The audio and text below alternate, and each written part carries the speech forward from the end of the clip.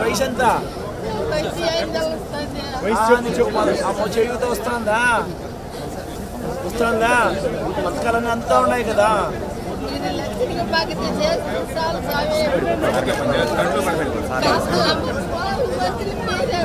TV చూస్తున్నావా? చెప్పేటని వింటున్నావా? మా దేవుని ముక్కాల మా దేవుడు అదే స్వామి. మాకు అదే మా కోరిక. మాకు చిన్నప్పుడు నుండి మాకు అదే మాకు కావాలనేసి మేము బాధపడుతున్నాం స్వామి.